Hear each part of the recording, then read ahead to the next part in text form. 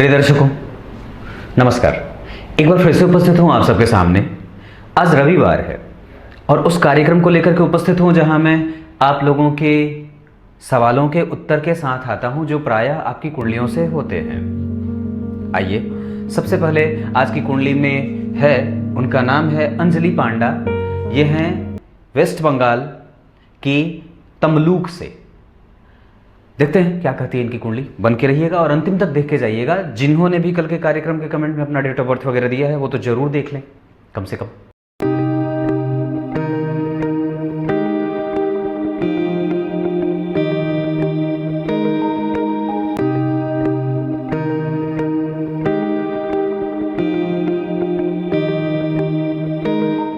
आइए शुरू करते हैं आज का कार्यक्रम।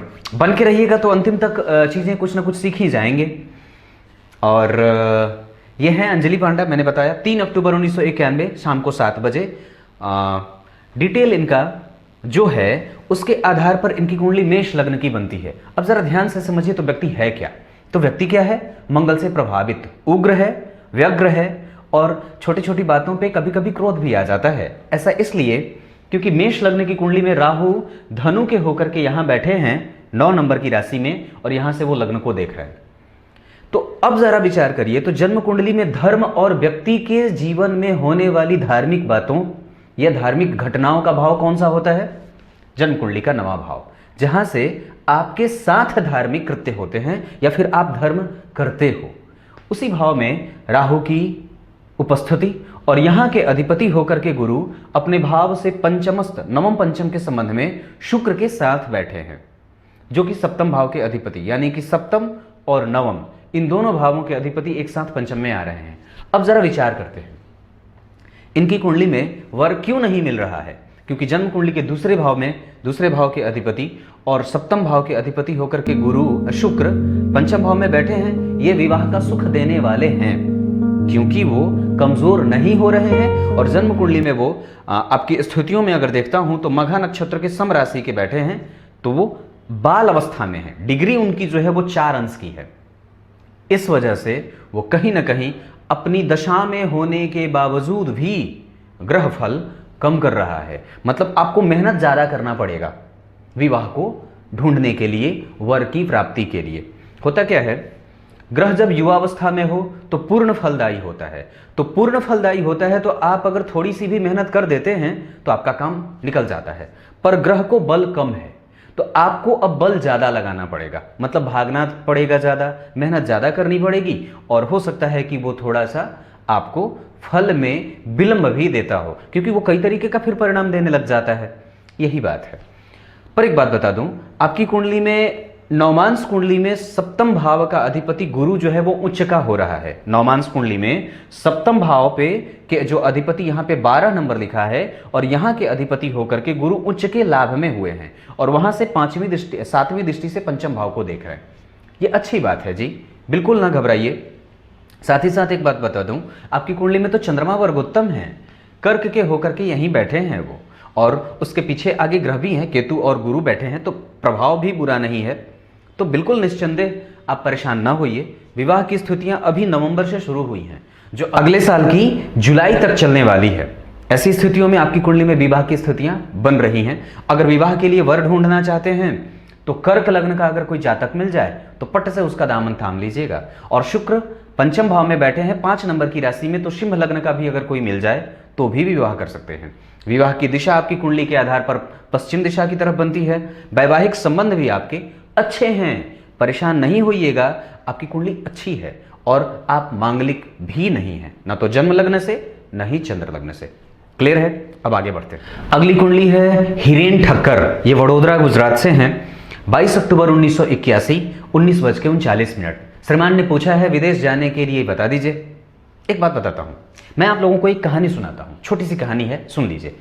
मैंने किसी की कुंडली देखी थी अभी 1 महीने पहले और नाम तो याद नहीं है मुझे। उनको यहां से भारत गौरव का पुरस्कार मिला था। भारत गौरव का पुरस्कार मिला था। इंजीनियर बन गए और बनने के बाद यहां की कंपनियों में जो घपले होते थे उन्होंने उसको उजागर करने का या ना करने का प्रण लिया था, या फिर वो नहीं करना चाहते थे। तदुपरांत बात यह बनती है कि उनको इतना परेशान कर दिया जाता है कि वो यहाँ से छोड़ के जाना चाहते हैं। वो यहाँ से छोड़ के चले भी जाते हैं। विदेशों में उन्होंने चुना कनाडा को, वो कनाडा चले गए। यहाँ के बाद जिस कंपनी को वहाँ इन्होंने छोड़ा था यहाँ भारत में, उसके बाद वो कनाडा चले गए, वहाँ शिफ्ट हो गए। आज उनकी स्थिति है, वो व्यक्ति कनाडा में 2 विला का मालिक है और आज उसके पास कम से कम 25 मर्सिडीज हैं। सोच के देखिए लोग क्यों जाना चाहते हैं भारत से। हमारा भारत महान है, मैं ये जानता हूं और मुझे इस पे गर्व है, पर हम कहीं कहीं धोखेबाज हो जाते हैं और अपने ही जड़ को तुरंत ही खोदने लगते हैं। आज वो व्यक्ति अगर वो यहाँ होता तो निसंदेह कुछ अच्छा कर रहा होता, क्योंकि उसने पढ़ाई में भी अच्छी महारत हासिल की थी, तभी तो उसे भारत गौरव का पुरस्कार भी मिला था। मैंने जब उनकी कुंडली देखी तो उन्होंने बात करी मुझसे, तो उन्होंने कही कि मेरी कुंडली में शनि की स्थिति बड़ी खराब है। मैंने कहा बिल्कुल नहीं है, और उनकी कुंडली लिखी भी गई थी तो शनि की स्थिति को खराब लिखा गया था, जिसमें मैंने ये बात देखी थी कि उसमें उनकी लग्न कुंडली में शनि की स्थिति खराब थी, बाकी के अन्य चार्ट में शनि की स्थितियां बड़ी अच्छी थी, जिसके कारण ही उनको ऑयल एंड गैस कंपनी में उनको बहुत ऊंचे पद पे विभूषित किया गया था। तो ये बात है, आपकी कुंडली में विदेश भाव का अधिपति बनता है, आपकी कुंडली बनती है वृषभ लग्न की, मेहनती हैं आप, तो इसको उजागर करिए। लग्न के अधिपति होकर के चतुर्थ में बैठे हैं, ये अच्छी बात है श्रीमन, और वहां पे मंगल बैठा है, तो ये ऐसे भी आपको बाहर ले जाने वाली स्थितियों में बन रहा है। दूसरी वजह यह हो सकती है कि जन्म कुंडली के चतुर्थ भाव के अधिपति सूर्य बनेंगे। अगर ये वृषभ लग्न की कुंडली बनेगी तो यहाँ 5 नंबर लिखा है और यहाँ के अधिपति होकर के वो छठे भाव में नीच के होकर के बैठे हैं, और शुक्र भी जन्म कुंडली के केंद्र में आ रहे हैं। इस वजह से सूर्य का नीचत्व भंग भी हो रहा है। डिग्री के हिसाब से वो थोड़े कमजोर हैं, इस वजह से सूर्य का नीचत्व जो भंग हो रहा है वो बहुत माइनर लेवल का हो रहा है। अष्टम भाव का अधिपति आपकी कुंडली में गुरु बनते हैं और वो अपने भाव से चौथे 10वें के संबंध में है, पंचम भाव में बैठे हैं। शनि और बुध के साथ वो अपने आप को प्रभावित कर रहे हैं, क्योंकि वो भाग्य भाव का अधिपति है। तो भाग्य भाव के अधिपति और अष्टम के अधिपति एक साथ आ रहे हैं, इस वजह से आपके हो सकता है कि कामों में विलंब होते हों और भाग्य कई बार सपोर्ट ना करता हो। उसके लिए आपको हनुमान जी की पूजा कर लेनी चाहिए, ये बात बनती है। तो एक बात और बताता हूं, अगर विदेश जाना चाहते हैं तो आप प्रयास करिए 2021 के 12वें महीने से। इस समय आपके विदेश जाने के योग कई गुना ज्यादा हैं। अब अगली कुंडली की तरफ बढ़ते हैं। अगली कुंडली है, आईडी है शैल इंटरप्राइजेस देवांग, नाम है इनका शैल। मुंबई से हैं ये, महाराष्ट्र से। 13 अक्टूबर 1986 14:35। इस आधार पर आपकी कुंडली मकर लग्न की बनती है और लग्न में ही उच्च के मंगल बैठे हैं यहीं पे, मंगल। अब ये बात कि मंगल की चौथी दृष्टि पड़ेगी तो व्यक्ति के वैवाहिक सुख को विलंब में ले जाती है। 1986 के हैं और अभी तक विवाह की स्थिति कमजोर हो रही है, कि इसका एक प्रभाव हो सकता है। दूसरे भाव में गुरु और चंद्रमा का बैठना, जहां पे कुंभ राशि बन रही है, यहां के अधिपति शत्रुग्रही होकर के बैठे हैं और तीसरी दृष्टि से लग्न को देख रहे हैं। मतलब ये कहीं ना कहीं ये भी एक वजह हो सकती है। आपकी कुंडली में गुरु की स्थिति जो है वो अपने आप को अशुद्ध कर रहे हैं। गुरु अपने ही नक्षत्र में हैं पर वृद्ध अवस्था के हैं, क्योंकि 20 अंश के हैं और वो संख्या 11 की है, विषम संख्या। यहाँ पे 10 नंबर लिखा तो यहाँ 11 नंबर लिखा, और शनि और गुरु का संबंध जो है वो कहीं ना कहीं चौथे 10वें का है। ये दोनों एक दूसरे से केंद्र में हैं और दशा भी व्यक्ति के ऊपर से गुरु में राहु की दशा चल रही है। गुरु में राहु का अंतर, और ये गुरु कहाँ के अधिपति होते हैं? जन्म कुंडली में 12वें भाव के। पर एक बात बता दूं, नवमांश कुंडली में स्थितियां अच्छी बन रही हैं, जहां गुरु सप्तम भाव के अधिपति होकर के जन्म कुंडली के लाभ में बैठ करके पंचम को देख रहे हैं। तो ऐसी स्थिति में आपकी कुंडली में 2023 तक अभी विवाह का योग चल रहा है। और अगर इसमें मजबूती से अगर देखता हूं तो 21 के जुलाई के बाद आप एक बार प्रयास करिएगा, जिसमें विवाह होने की स्थितियां बन सकती हैं। एक बात और कहता हूं, गुरु की दशा है तो विवाह कर सकता है व्यक्ति और करवाते हैं गुरु विवाह।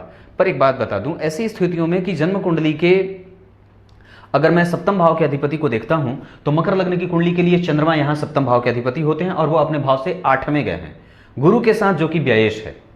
तो ये दिक्कत होती है कि सप्तम और व्यय के अधिपति एक साथ बैठ गए ना। सप्तमेश किसके साथ बैठा है? ये वो एक ऐसे भाव के अधिपति के साथ बैठा है जो निस्संदेह विवाह को विलंब में और परेशानियों से युक्त रख सकता है। मतलब क्योंकि वो ऊर्जा को सोख रहा है। आप जितना एफर्ट लगाते हैं या लगाते आए हैं वो संतुलन में नहीं रहा है या उसको संतुलन नहीं मिला है, ये दिक्कत होती है। साथ ही साथ अगर बात करता हूं तो इस भाव पे राहु की दृष्टि पड़ जाती है, जिसके कारण भी दाम्पत्य को न मिलने वाली स्थितियों में ले जाता है। एक बात और बता दूं, आप प्रयास जब भी करिए तो पूर्व दिशा की तरफ करिए, मुंबई से पूर्व। और साथ ही साथ कुंभ लग्न का अगर कोई जातक मिल जाए तो विवाह कर लीजिए, और तुला, ये दोनों राशियां अगर मिल रही हों तो विवाह करिए। और अब बढ़ना होगा विवाह के लिए, क्योंकि उम्र काफी हो चुकी है। विवाह के बाद के सुख को अगर मैं देखता हूं तो उसमें किसी भी तरीके की कोई कमी नहीं है, क्योंकि नवमांश में भी सप्तम के अधिपति होकर के लाभ में बैठे थे मित्र की राशि में। यहां भी शुक्र और बुध दोनों जन्म कुंडली के सुख भाव को देख रहे हैं, तो दो शुभ ग्रहों का प्रभाव है। नवमांश कुंडली में भी सप्तम चतुर्थ भाव के अधिपति बुध बनेंगे और वो बुध इसको देख रहे हैं, तो स्थितियां ठीक हैं, अनुकूलता ही है। विलंब इसलिए लगा है, उसका कारण मैंने बताया। शिव जी के मंदिर में जाकर के कात्यायनी महामंत्र का जप किया करिए सुबह सुबह सबसे पहले, और कम से कम 25 से 30 मिनट प्रत्येक दिन। ऐसी स्थितियों से आपको तुरंत ही सफलता मिलने के योग बन जाते हैं। अब अगली कुंडली की तरफ बढ़ते हैं। अगली कुंडली है लकी लव चौधरी। ये हैं, इनका नाम है राम कुमार। 24 सितंबर 1993 18:05 दरभंगा बिहार से। श्रीमान ने पूछा है सवाल नौकरी के लिए। एक बात बताता हूं, आप बिहार के हैं और बिहार के लड़के ये काम करते हैं, पढ़ाइयाँ बहुत आगे जाते हैं। हम बिहार के लोग, मीन लग्न की कुंडली बनती है। खुद को समझिए पहले, भटकाव में हैं आप। मीन लग्न के लोग भटकते हैं ज़्यादा। क्यों? क्योंकि जन्म कुंडली में मीन का काम क्या होता है? शिकार जैसे दिखती है वो भागती है, और वो कभी भी सोती नहीं है, बेचैन रहती है वो। और ऊपर से ये स्थिति आपकी कुंडली में इस वजह से भी ज़्यादा बढ़ी है 2016 के दूसरे महीने से। और इस दौरान आपने जहां भी कुंडली दिखलाई हो या जिसको भी दिखलाई हो, आपको ढाढ़स ही देता रहा है। पर वास्तविक स्थिति बताता हूं कुंडली कमजोर कैसे दिख रही है। शिक्षक बन जाइए सर, शिक्षक बन जाइए। आपकी कुंडली में उसकी स्थितियां ज़्यादा अच्छी हैं। एक तो आप गुरु से प्रभावित हैं, गुरु जाकर के जन्म कुंडली के सप्तम भाव में बैठ करके लग्न को देख रहे हैं। सूर्य, बुध और गुरु एक साथ जन्म कुंडली में यहां बैठे हैं सप्तम भाव में, लग्न पे उनका असर है, और अपना काम करने का जो प्रभाव होता है वो जन्म कुंडली में यहां से बन रहा है। चंद्रमा दशम स्थान में बैठे हैं, खुद का काम करिए। नौकरी के पीछे आप लगे होंगे निस्संदेह, पर एक बात बता दूं, अगर इंतजार बहुत ज्यादा मुश्किल हो रहा हो तो अपना काम कर लीजिए, पढ़ाने का काम शुरू कर सकते हैं। दूसरी बात बता दूं, अस्तमस्त मंगल, शनि की दृष्टि राहु के साथ प्रभाव कर रही है भाग्य भाव पे। ये कहीं ना कहीं व्यक्ति के भाग्य को कमजोर कर रही है और कुंडली को कमजोर कर रही है, ये बात है। कई जगह कुंडलियां दिखाने का कोई मतलब नहीं होता है। दूसरी बात बता दूं कि जन्म कुंडली के छठे भाव में शुक्र बैठे हैं और उस पर शनि की दृष्टि है। इस वजह से भी जन्म कुंडली में कई बार असफलता ही लगातार मिलते जाती है। विपरीत राजयोग बनाते हैं शुक्र आपकी कुंडली में, और वो विपरीत परिस्थितियां भी बना रहे हैं, पद मिलने नहीं दे रहे हैं। दूसरी बात है कि जन्म कुंडली में चंद्रमा धनु का होकर के बैठा है। इस वजह से व्यक्ति को कई बार, व्यक्ति मेहनत जो करता है वो लगातार नहीं करता है। 2 दिन पढ़ेगा, तीसरे दिन गैप, 3 दिन पढ़ेगा, 5वें दिन गैप, ये स्थितियां बनती हैं। और टेबल पे आने से पहले आपकी कुंडली में मैं देख रहा हूं तो दिमाग बहुत अच्छा काम करता है, पर जैसे ही परीक्षा हॉल में घुसते हैं निगेटिविटी बढ़ जाती है। परीक्षा हॉल में घुसने के साथ ही दिमाग ब्लॉक होता है और तुरंत ही वो अगली परीक्षा के बारे में सोचता है। उस समय के उस परीक्षा को लेकर के उसका फोकस बिल्कुल खत्म हो जाता है। परीक्षा जैसे जैसे आती है या जब भी कोई फॉर्म भरते हैं तो उसमें ऑप्टिमिस्टिक प्रवृत्ति होती है। व्यक्ति ये सोचता है नहीं इस बार मेरा फाइनल हो जाएगा, इस बार मेरा फाइनल हो जाएगा। ऐसी सोचते सोचते ही स्थितियां उम्र को गुजार देती हैं। ऊपर से आपके ऊपर से अभी चल रही है राहु की दशा। राहु की दशा में व्यक्ति को ये स्थिति कि जहां पे व्यक्ति के फाइनल स्टेप में आकर के छटने के चांस कई गुना बढ़ जाते हैं। एक लाजवर्त पहनिए और तुरंत धारण करिए। आपकी स्थिति 2016 से ही कोई परिणाम प्राप्त नहीं हुए हैं या फिर फाइनल तक जाकर के व्यक्ति छटा है, ये स्थितियां बनती हैं। और राहु में गुरु हैं 2021 के मार्च तक, उसके बाद आ जाएंगे राहु में शनि। मेहनत करने का भाव और लाभ भाव के अधिपति होकर के वो 12वें भाव में बैठे हैं कुंभ राशि के। ये स्थिति अच्छी है, पर वहां पे उसको कारकत्व की प्राप्ति होती है, वहां पे वो अकेले बैठा है। इस वजह से व्यायात्मक स्थितियां ज्यादा दे रहे हैं। और उनकी तीसरी दृष्टि जन्म कुंडली के धन भाव पे, जहां से कहीं ना कहीं व्यक्ति का काम बनता हुआ देखा जाता है, पर वो कमजोर कर रहे हैं, नीच दृष्टि है ना, इस वजह से। मैं एक बात कहूंगा, जन्म कुंडली के 2021 के फरवरी मार्च से आपकी कुंडली में कुछ स्थितियां दिख रही हैं जो कि कुछ लाभ को दिखा सकती हैं। तो एक बार उधर प्रयास करिए, पर पहले सबसे लाजवर्त धारण करिए और हनुमान चालीसा का पाठ प्रत्येक दिन 3 बार, और साथ ही साथ देवी दुर्गा की मंदिर की उपासना या उनका दर्शन ये प्रत्येक दिन होना चाहिए। ये 2 चीजें आपको बहुत जरूरी से लाभ करेंगे। साथ ही साथ आप राहु से प्रेरित हो रहे हैं, अभी प्रभावित हो रहे हैं। और एक बात बता दूं तो दशमांश कुंडली में भी अगर मैं देख रहा हूं तो शिक्षक योग बना हुआ है। कहां भटक रहे हैं? सूर्य यहां, गुरु बुध यहां, ये काम करिए। नौकरी ही सरकारी जरूरी है क्या? अब इतनी अवस्था हो गई है फिर भी जो है नौकरी की तैयारी में आपके पास आपका ज्ञान है, उसका इस्तेमाल करिए। मैं आपको ज्ञान नहीं दे रहा, पर सीधी बात बताता हूं। निश्चित रूप से सूर्य आपकी कुंडली में शत्रुग्रही होकर के बैठे हैं, चंद्रमा जो है वो मृतप्राय है, और गुरु आपकी कुंडली में जो स्थिति में है वो अति शत्रु के बैठे हैं। ये तीनों ही स्थितियां कुंडली के नौकरी के मिलने में मतलब संशय को पैदा करती हैं। पर मैं ऐसा बिल्कुल भी नहीं कह रहा। आपकी कुंडली में तीनों ही ग्रह क्रमशः लग्न को देख रहे हैं, तो ये मेहनत करवाने के बाद ही परिणाम देते हैं। लगे रहिए, लगे तो हैं ही, पिछले कई सालों से लगे होंगे, पर लाजवर्त सबसे पहले सूर्य की पूजा आप करते होंगे, वो मैं नहीं बताऊंगा, पर हाँ देवी दुर्गा के मंदिर का दर्शन प्रत्येक दिन और गणेश जी के मंत्रों का जप। मंत्र आपको मिल जाएगा। आप मेरे कार्यालय में एक बार संपर्क कर लीजिएगा व्हाट्सएप पे कि मुझे मंत्र दे दिया जाए, मुझे कार्यक्रम में मंत्र भेजने के लिए कहा गया था। बस इतना लिखेंगे, आपको मंत्र मिल जाएगा। अब अगली कुंडली की तरफ बढ़ते हैं। अगली कुंडली है प्रीति खरे। यह है बिलासपुर छत्तीसगढ़ से 30 जुलाई 1991 5:55। सवाल पूछा है इन्होंने विवाह को लेकर के।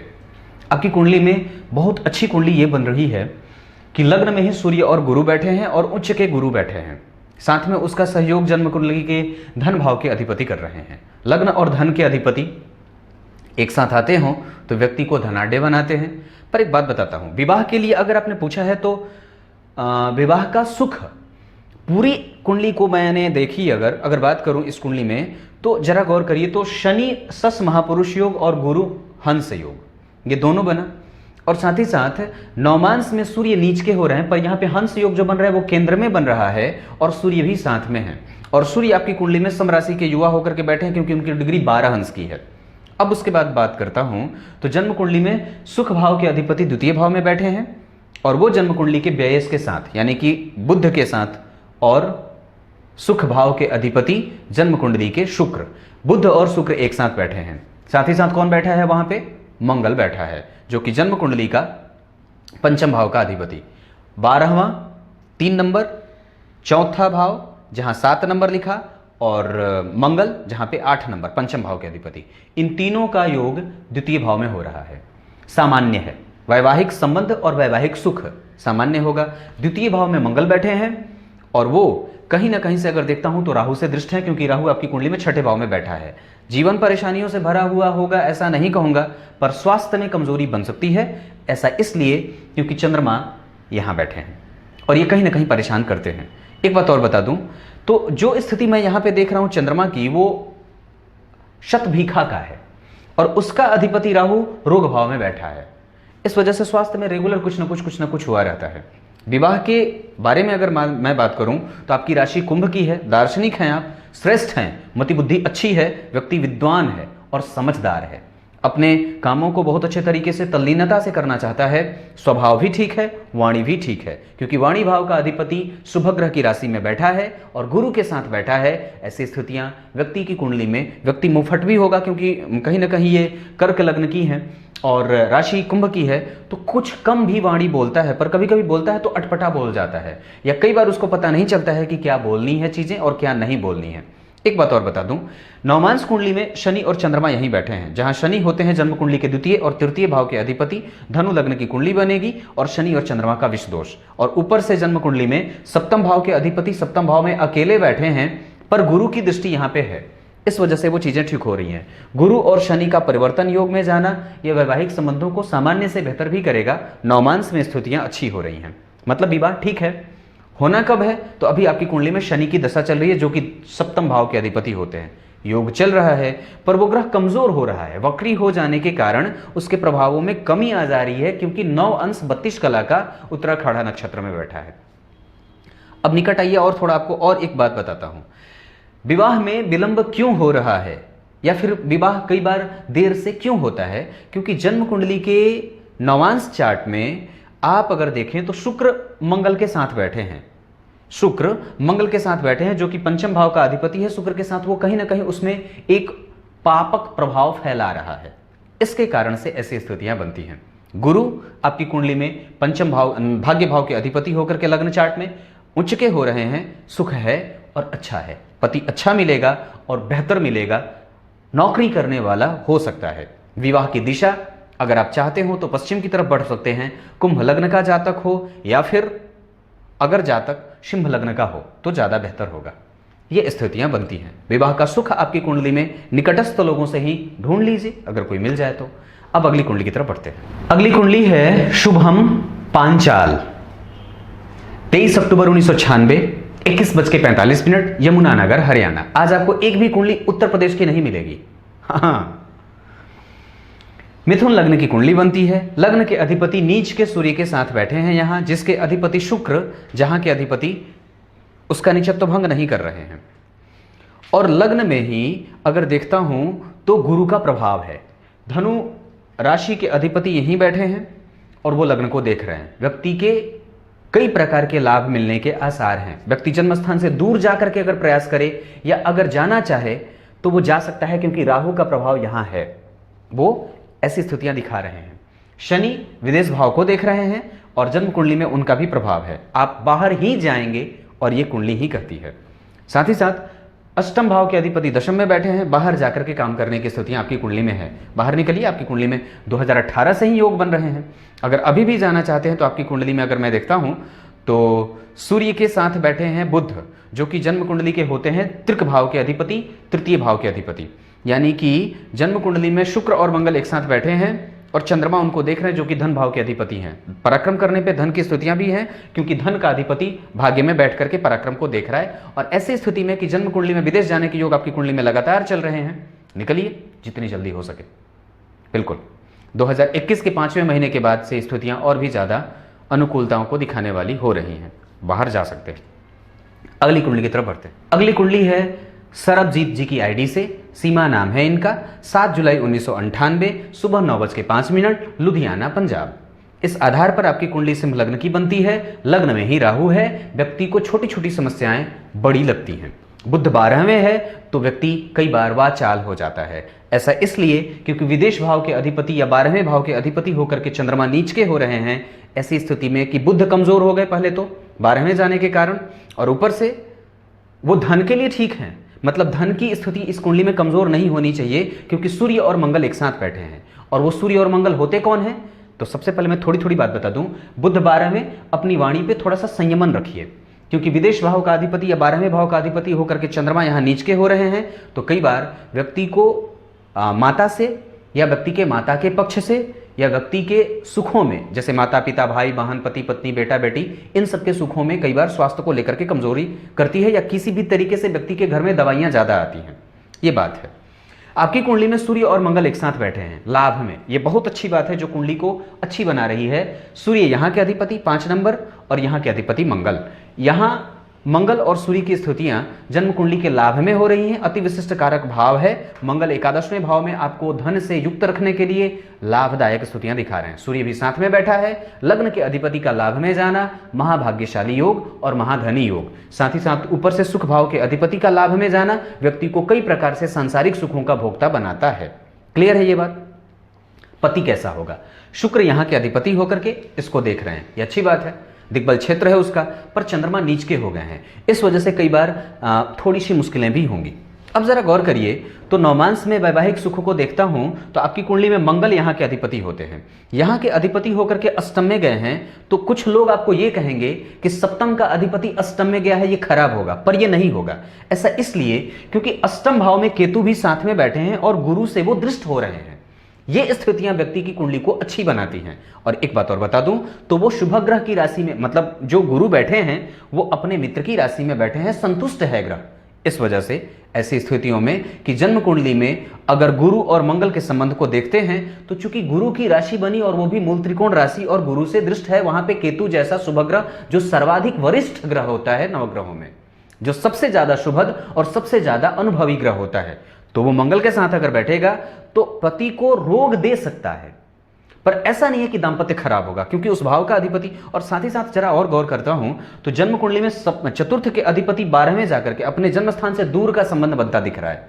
तो अपने जन्मस्थान से दूर संबंध बनाइए, बाहर जा सकते हैं, विदेश के लड़के से विवाह कर सकते हैं जो एनआरआई हो, क्योंकि सुख का अधिपति विदेश में जाकर के उच्च का हो रहा है और उस पे गुरु की दृष्टि भी, मतलब गुरु की स्थितियां भी बन रही हैं, दृष्टि जा रही है। ऐसी स्थितियों में विवाह कमजोर कहीं से दिखता नहीं है।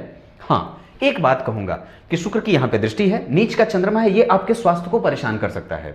और एक बात बता दूं तो कुंडली खराब नहीं है। हाँ, आपको क्या ख्याल रखना है, आपकी कुंडली में भी गुरु की दृष्टि है तो पेट का रोग और शीत जनित बीमारियां ये बनती हैं, क्योंकि गुरु यहां पे अकेले बैठ रहे हैं पर वो अपनी राशि के हैं, तो विपरीत परिस्थिति बनाते हैं। वात पित्त और कफ की समस्याएं दे सकते हैं वो, क्योंकि चंद्रमा और गुरु दोनों कमजोर हो रहे हैं। अष्टम में जाकर के गुरु कमजोर, इस वजह से विवाह विलंब से भी होता है कई बार।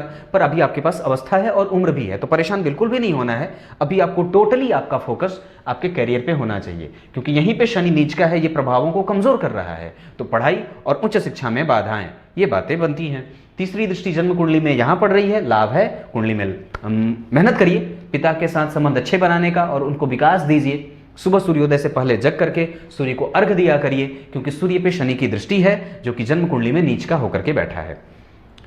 शुक्र की दशा चल रही है, तो अभी आपकी कुंडली में ये लंबी चलेगी 2037 तक। इसकी दशा में विवाह भी होगा। और एक बात बता दूं तो 2021 के 7वें महीने तक शुक्र में सूर्य चल रहे हैं। शुक्र में सूर्य तो लग्नेश कहीं ना कहीं है ना, तो काम ठीक है और बेहतरीन बैठे हैं, वो खराब नहीं है। आगे बढ़ता हूं। अगली कुंडली है गगन सिंह, नाम है इनका अतुल सालवान। गगन सिंह की आईडी से 9 फरवरी 2003 23 बजे यमुनानगर राजस्थान, यमुनानगर हरियाणा। तुला लग्न की कुंडली बनती है। लग्न के अधिपति शुक्र जाकर के जन्म कुंडली के तृतीय भाव में बैठे हैं। मेहनत करिए। सबसे पहले तो आपने सवाल पिता को लेकर के ज्यादा पूछा है। पिता भाव का अधिपति जन्म कुंडली में चंद्रमा बनता है और वो जाकर के जन्म कुंडली में उच्चाभिलाषी हो रहे हैं, अपने भाव से चतुर्थस्थ गए हैं और लग्न को देख रहे हैं। पिता से प्रभावित होइए और पिता का काम बढ़ाने का काम शुरू करिए। पिता भाव में उच्च के गुरु बैठे हैं। नौकरी के योग और शिक्षा के योग बहुत अच्छे हैं। कैरियर भाव उज्जवल हो रहा है, क्योंकि सूर्य बुध और गुरु का संयोग बड़ा अच्छा हो रहा है। सूर्य यहाँ मकर के होकर के बैठे हैं, पर वो शत्रु के घर में बैठे हैं। इस वजह से कई बार आपके कारण या पिता के कारण आप दोनों में खटपट भी होगी। ऐसा इसलिए क्योंकि सूर्य यहाँ पे थोड़े कमजोर से हो रहे हैं। घर के वातावरण को आप प्रभावित ना करें, ये बात याद रखिएगा। या कई बार कठिनाइयाँ आती हैं, क्योंकि अगर गौर करता हूँ तो आपकी कुंडली में जो तुला लग्न की बनेगी वहाँ पे शनि और राहु अष्टम में बैठे हैं। ये ठीक नहीं होता है। एक्सीडेंट वगैरह के योग होते हैं और आपके कारण कई बार पिता आप पे खिन्न भी होते होंगे। ये बात भी बनती है। एक बात और कहता हूँ, जन्म कुंडली में विदेश भाव का अधिपति या 12वें भाव का दुह स्थान का अधिपति बुध आकर के बैठा है और वो आपकी कुंडली में लाभ भाव का अधिपति से युति कर रहा है। तो थोड़ा बाहर निकलिए घर से, और अगर घर में थोड़ा सा सम्मान कम हो रहा होगा तो थोड़ा सा घर से दूर से चले जाइए। एक बात और कहूँगा, मंगल उच्च का हो रहा है नवमांश में, तो कैरियर आपका बहुत बेहतर है। आप उस पर ध्यान से अगर मन लगा करके पढ़ाई करेंगे तो निस्संदेह आपको सफलता तुरंत ही मिल जाने वाली है। मंगल की दशा में जी रहे हैं। जन्म कुंडली का धनेश है वो, जन्म कुंडली के जाकर के वहीं बैठे हुए हैं धन भाव के अधिपति होकर के। तो धन से तो संबंधित समस्या इस कुंडली में है ही नहीं, क्योंकि गुरु उच्च के हो और धन भाव को देख रहे हो, साथ ही धन भाव का अधिपति वहां बैठा हो और गुरु मित्र की दृष्टि से देख रहे हो, केतु के साथ बैठे हो, तो धन की तो समस्या इस कुंडली में कहीं है ही नहीं और पिता से लाभ भी मिल रहा है। अगर चीजें गड़बड़ हो रही होंगी तो आपके कारण, क्योंकि सूर्य यहां बैठा है। देर से मत जागिए, सुबह जल्दी जगिए। और चंद्रमा भी कमजोर है, तो इस वजह से आप ही बहुत ज्यादा परेशान हो सकते हैं या कर सकते हैं। दूसरा आपको कोई परेशान नहीं कर सकता है। एक बात कहूंगा, हनुमान चालीसा का पाठ 3 बार। मंगल की दशा है, प्रत्येक दिन हनुमान जी का दर्शन होता रहे और नियम से जीवन पर्यंत करते रहिए। सूर्य को अर्घ तो आप देते ही होंगे, अगर नहीं देते हैं तो इसको जीवन में शामिल करिए। इतनी बार आपने रट दी थी कि मुझे कुंडली लेनी पड़ी। और शनि राहु का प्रभाव अष्टम में है। ये आयु देते हैं पर कभी कभी रोग देते हैं और लंबी बीमारी भी देते हैं। इस वजह से स्वास्थ्य का रेगुलर चेकअप करते रहिएगा, विशेषतया रक्त और हड्डी का। ये बात बनती है। नेत्रों की समस्या भी आपकी कुंडली में कहीं ना कहीं बन रही है, तो इसको भी थोड़ा ख्याल रखने की आवश्यकता है। मंगल की दशा है, अभी स्थिति खराब नहीं है, बेहतरीन है आप और बेहतरीन है भी। अब अगली कुंडली की तरफ बढ़ते हैं। अगली कुंडली है शल्मा शेख की आईडी से अस्पाक। इनके बेटे की कुंडली है शायद। 16 जनवरी 1994 21:15 पुणे महाराष्ट्र। कुंडली सिंह लग्न की बनती है। प्रकृति अच्छी है, पर लग्न के अधिपति दुह स्थान में बैठे हैं। ये अवयोग है और व्यक्ति को रोग से युक्त रखता है। प्रतियोगिता जीवन में ज्यादा होती है और समस्याएं भी कई बार होती हैं। प्रतियोगिता दोनों ही तरीके से हो सकती है। ऐसा इसलिए क्योंकि इनकी कुंडली में चंद्रमा भी पापक बनता है और वो शनि के साथ विषदोष लगा रहा है। विष दोष का प्रभाव लग्न पे है तो मन असंतुलित है और चंद्रमा पहले ही पापक है। लग्न के अधिपति मकर के होकर के बैठे हैं, जहां शुक्र बैठा है जो आपकी कुंडली का तृक भाव का अधिपति है, यानी कि तीसरे भाव का अधिपति, जहां गुरु बैठे हैं।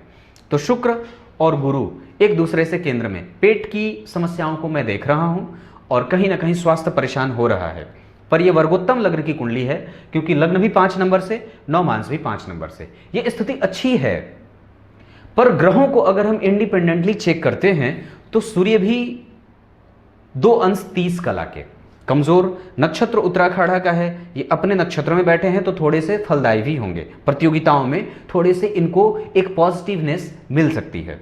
चंद्रमा की अगर बात करता हूं तो वो पूर्वा भाद्रपद में बैठा है, गुरु का नक्षत्र, और वो गुरु पराक्रम भाव में बैठे हैं। मेहनत व्यक्ति स्मूथ करता है और मेहनत करने का प्रयास तो करता है, पर कई बार परिस्थितियां और कई बार उनका स्वास्थ्य कमजोर हो सकता है, क्योंकि गुरु की दृष्टि पांचवी दृष्टि सप्तम भाव पे पड़ रही है और वहां पे शनि और गुरु का संबंध है, जो कि जन्म कुंडली में कहीं ना कहीं सप्तम भाव के अधिपति होते हैं शनि, और यही बैठे हैं। विवाह वगैरह तो ठीक है, पर यहाँ पे देख करके कुंडली मिला करके ही विवाह करिएगा, यह स्थिति बनती है। राहु यहाँ पे कई बार कष्ट देते हैं, राहु और केतु का प्रभाव है। सारे के सारे ग्रह जन्म कुंडली में 4 घरों में बैठे हैं, एक में गुरु, यहाँ पे मंगल 2, यहाँ पे 3 सूर्य बुध और शुक्र, और यहाँ पे 4 शनि और चंद्रमा। 4 घर बैठे हैं। ये कई बार अच्छा भी होता है, पर एक बात और बताता हूँ, सूर्य वर्गोत्तम है, वो प्रतियोगिताओं में सफलता दे सकते हैं। इसलिए सरकारी नौकरी के लिए अगर व्यक्ति प्रयास करता है तो आधा फल है, आधा आपका मेहनत, आपकी मेहनत। मृतप्राय है चंद्रमा, मृतप्राय है सूर्य, ये दोनों दीन और दुखी हैं। मंगल भी मृतप्राय, बुध भी वृद्ध है और गुरु भी वृद्ध हैं, शुक्र भी मृतप्राय, शनि बाल अवस्था के, राहु और केतु वृद्ध। ये स्थितियां कमजोर हैं कुंडली को, वास्तविकता में अगर देखता हूं तो कमजोर बना रही हैं कुंडली को। क्षेत्र अगर मैं देखता हूं तो आपको स्मूथ सेक्टर में जाना चाहिए, जहां शारीरिक मेहनत कम हो, मानसिक ज्यादा हो, क्योंकि बुध है और जन्म कुंडली में दशमांश कुंडली में लग्न में बैठ रहा है, D10 चार्ट में वो लग्न में ही बैठ रहा है, ये एक अच्छी बात है। और जन्म कुंडली में वहां के अधिपति होते हैं गुरु, वो दशमांश कुंडली में पंचम भाव में बैठे हैं, जो कि यश और गौरव देने की योग्यता रखते हैं। तो व्यक्ति आसानी से अपने स्वास्थ्य का और नियम का पालन करते हुए प्रत्येक दिन के 5 वक्त का नमाज तो कम से कम पढ़ सकता है। ये बात बहुत जरूरी है, क्योंकि गुरु की योग्यता है कि वो मन को संतुलित कर सकते हैं। आप अपनी स्थितियों में अगर हो सके तो मज़ार पे जा करके कम से कम वहां पे नमाज अदा किया करिए। ये बात बहुत जरूरी है, क्योंकि पूर्वजों का आशीर्वाद इस कुंडली को नहीं मिल रहा है। पूर्वजों के अधिपति जो होते हैं वो जन्म कुंडली में मंगल होते हैं और गुरु की राशि में पंचम भाव में बैठे हैं, और साथ ही साथ सप्तम भाव में शनि और चंद्रमा का विष दोष जो आपके व्यक्तित्व को प्रभावित कर रहा है। मन असंतुलन में घिरा हुआ है, गुरु का प्रभाव है, इस वजह से उसको लाभ मिल सकता है। पर एक बात बता दूं, अगर हम तुरंत ही लाभ लेना चाहते हैं तो हमें अपने देवता को मनाना होगा, और खास करके अपने पूर्वज जो भी हैं, जो अब इस दुनिया में नहीं रहे, उनकी स्थितियों को याद करिए और वह 5 वक्त का नमाज जरूर अदा करिए। कुंडली कमजोर हो या मजबूत, व्यक्ति का कर्म उसको मजबूत बना सकता है, क्योंकि आपकी कुंडली में अगर शुभ ग्रह गुरु बैठा है शुभ ग्रह की राशि में, और यहाँ के अधिपति अपने भाव से चतुर्थस्थ होकर के प्रतियोगिता ज्यादा करा रहे हैं, जीवन में विपरीत परिस्थितियां ज्यादा करा रहे हैं, तो निस्संदेह हमें मेहनत कर लेना चाहिए। एक बात और बता दूं कि लग्न का अधिपति सूर्य जाकर के 6ठे भाव में बैठा है, ये व्यक्तित्व को मजबूत कर सकता है, बब्बर शेर बना सकता है, व्यक्ति हर बार टूट करके इकट्ठा हो सकता है। कम से कम आपके पास ये तो है, अन्य के पास ये भी नहीं होता है। और गुरु से धन, लग्न के अधिपति केंद्र में आ रहे हैं, ये अच्छी बात है। चंद्रमा के ऊपर गुरु का प्रभाव है, तो कहीं ना कहीं व्यक्ति को डेली बेसिस के इनकम या कोई ऐसा काम भी व्यक्ति को पकड़ा सकते हैं जहां से वो कुछ ना कुछ धन हमेशा कमाता रहे, ये बात बनती है। अब कमजोरी क्यों है? क्योंकि वृश्चिक का राहु है, ये नीच का हो जाता है, और यहाँ का राहु माता के संबंधों को या माता के स्वास्थ्य को या घर के वातावरण को रोगी रखता है, तो इस वजह से ये बात बनती है।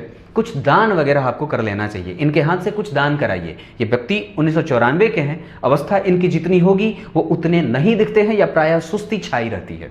मेहनत करवाइए और बलिष्ठ बनाइए। स्थिति कुछ अच्छी है, मैं इसको बहुत ज़्यादा तो अच्छा नहीं कहूँगा, पर हाँ एक बात कह दूँ कि लग्न पे शनि चंद्रमा का प्रभाव गुरु का तुला का होकर के बैठना ये कई बार कमजोर करेगा, पर वो सपोर्ट कर रहे हैं क्योंकि जन्म कुंडली में वो पंचम भाव के अधिपति हैं। पंचम भाव के अधिपति होकर के सप्तम भाव में को देख रहे हैं, तो दाम्पत्य भी ठीक होगा, वैवाहिक सुख भी है, पर मिला करके कुंडली, क्योंकि शनि चंद्रमा का विष दोष कहीं ना कहीं प्रभावित करता है। यहाँ पे शश महापुरुष योग है, इस वजह से व्यक्ति को ग्रुप सी तक की नौकरियों में जाने के आसार बनते हैं। क्लियर है? अब अगली कुंडली की तरफ पढ़ते हैं। अगली कुंडली है विक्रम बोहरा, ये लाजपत नगर दिल्ली से हैं। 21 अगस्त 1995 7:15। इस आधार पर आपकी कुंडली सिंह लग्न की बनती है। लग्न में ही सूर्य, शुक्र और बुध बैठे हैं, तो कंफ्यूज मत होइएगा, क्योंकि ये तीनों कंफ्यूज कर सकते हैं। लग्न का अधिपति है, व्यक्तित्व को मजबूत बना करके रखिएगा तो लाभ मिल सकता है। दूसरे भाव में मंगल, वाणी कठोर और उग्रता बिल्कुल ही ज्यादा। कई बार आप लोगों को समझ नहीं पाते हैं और खुद को ही बहुत बड़ा तेज समझते हैं, इसको कम करिए। स्वभाव थोड़ा रूढ़ है, प्रैक्टिकल ज्यादा है और इमोशनल कम है, ये बात याद रखिएगा। दूसरी बात बता दूं तो गुरु हैं आपकी कुंडली में और ये दाम्पत्य को सुख में बदल रहे हैं, पर अकेले बैठे हैं। मंगल यहाँ का अधिपति है, द्वितीय भाव में जा रहा है। माता के स्वास्थ्य का ख्याल रखिएगा, उनको पेट से संबंधित समस्याएं हो सकती हैं। आपकी कुंडली में शनि शश महापुरुष योग बना रहा है, पर नौमांस में वो भाग्य भाव में बुध की राशि में जा रहा है और वो जन्म कुंडली का पंचम और चतुर्थ का अधिपति होकर के जन्म कुंडली के भाग्य में जा रहा है। इस वजह से वैवाहिक सुख है और बेहतर है, पर लाभ की स्थितियों को वो कई बार कमजोर कर सकते हैं, क्योंकि यहां से वो लाभ को देख रहे हैं। 2-3 बात और बता दूं। रत्न आपने पूछा है, गुरु का रत्न धारण कर लीजिए श्रीमान, आपकी कुंडली में वो ठीक हो रहे हैं, क्योंकि लग्न में भी, लग्न कुंडली में भी वो यहाँ बैठे हैं पंचम भाव के अधिपति होकर के, केंद्र त्रिकोण राजयोग लगा करके, और कहीं ना कहीं उनकी दृष्टि जो है वो यहाँ बैठ रही है, तो स्वास्थ्य का लाभ भी देगी, करियर को सपोर्ट करेगी और कहीं ना कहीं आपको कई तरीके की स्थितियों में अनुकूलता को दिखाने वाली भी हो रही है। साथ ही साथ अगर बात करता हूं तो लग्न कुंडली के बाद नौमांस कुंडली में गुरु तुला के हो रहे हैं, लग्न में आ रहे हैं और पराक्रम भाव के अधिपति, अभी मेहनत करने का वक्त है। जन्म कुंडली में वो ग्रह एक्टिव है, तो आपकी कुंडली के आधार पर मैं अगर बात कहूं तो गुरु का रत्न ही बनता है। पर एक बात बता दूं तो उसको नक्षत्र से बल भी मिल रहा है, जो कि अच्छी बात है। गुरु अनुराधा के होकर के बैठे हैं, जिसका अधिपति शनि अपनी राशि में बैठा है, कुंभ योग, कुंभ राशि में, और वो बेहतरीन हो रहा है। पर एक बात बता दूं, 29 अंश 30 कला, यानी कि वो वक्री है तो कमजोर होगा, और वक्री है तो कमजोर होगा, तो विवाह को मिला करके सोचने पे मजबूर कर रहा है। द्वितीय भाव में मंगल है, वैवाहिक संबंध धीरे धीरे फ्लरिश होते हैं, तो पत्नी को समझिएगा, अपनी जिद मत रखिएगा। आप जिद्दी हो सकते हैं और गुस्सैल भी हो सकते हैं, क्योंकि जन्म कुंडली में चंद्रमा मिथुन का है, तो व्यक्ति खुद की ही बात खाली करता है, सामने वाले की नहीं सुनता है। एक जगह से देखता हूं तो जन्म कुंडली में चंद्रमा अकेला बैठा हुआ है, धन रोकने की स्थितियां आपके पास बहुत कम है, खर्चीले ज्यादा हैं, वाणी बहुत ज्यादा चलती है, उसको थोड़ा शांत करिए। अब क्या बताऊं, नियत और नैतिक शिक्षा बना करके रखिएगा, क्योंकि आपकी कुंडली के नौमांस में सूर्य यहां शुक्र के साथ और केतु के साथ जा रही है, ठीक नहीं है। तो मित्रता पहचान करके, कई बार व्यक्ति के ज्यादा मित्र नहीं भी होते हैं, पर जितने हो वो अच्छे हो और श्रेष्ठ मित्रों के बीच में रहें। किसी पे भरोसा करने से पहले 10 बार सोच लीजिएगा, श्रीमान की बात बनती। कुछ इसी तरीके से आज के कार्यक्रम का समापन करते हैं, तो कल एक बार फिर से उपस्थित होंगे आप सबके सामने। तब तक के लिए इजाजत दीजिए, कल एक बार फिर से उपस्थित होंगे किसी अन्य ज्योतिषीय कार्यक्रम के साथ। तब तक के लिए बहुत बहुत नमस्कार।